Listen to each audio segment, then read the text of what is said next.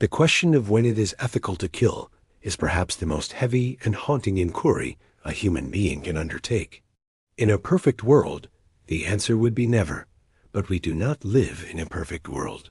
We live in a world of borders, resources, and conflicting ideologies, where the threat of violence is often the only thing standing between civilization and slaughter.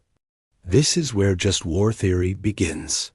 It is a philosophical framework that seeks to bridge the gap between two extremes.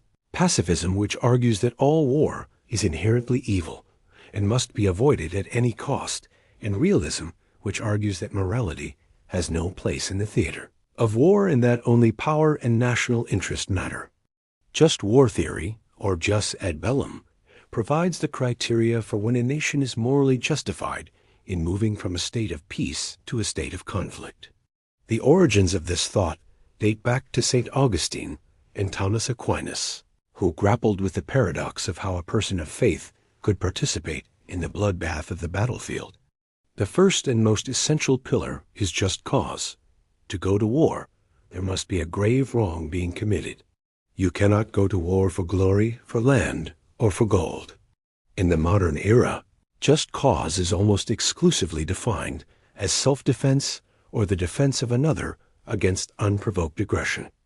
If a state is being invaded, or if a population is being subjected to genocide, the moral scales tip toward intervention. However, having a just cause is not enough. You must also have right intention. This is the interior check on the soul of a nation. Even if you are defending yourself, if your underlying goal is to ethnically cleanse your neighbor or to seize their oil, the war is no longer just.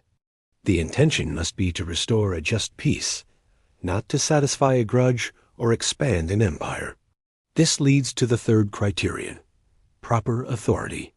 A war cannot be declared by a rogue general, a private corporation, or a group of rebels.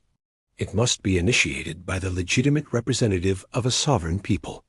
This is designed to prevent the world from descending into the chaos of private feuds and warlords.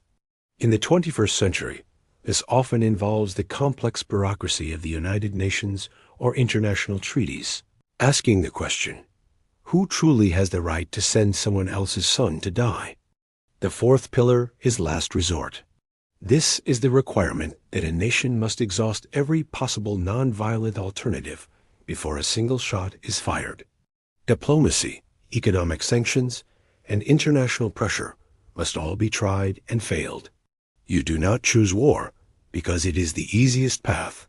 You choose it because it is the only path left that doesn't lead to absolute destruction. This is followed by the principle of proportionality.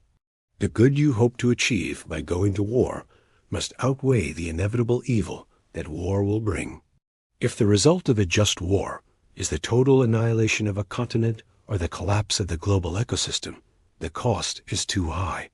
You must calculate the weight of the souls lost against the weight of the freedom gained.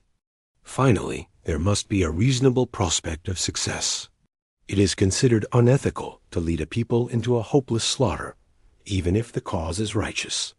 Resistance for the sake of a beautiful death is poetry, but it is not necessarily just war. The goal must be a return to stability. As we move into an age of drone strikes, cyber warfare, and autonomous weapons, these ancient rules are being pushed to their breaking point. When a machine decides to kill, who holds the moral weight? Just war theory is not a justification for violence. It is a desperate attempt to contain it.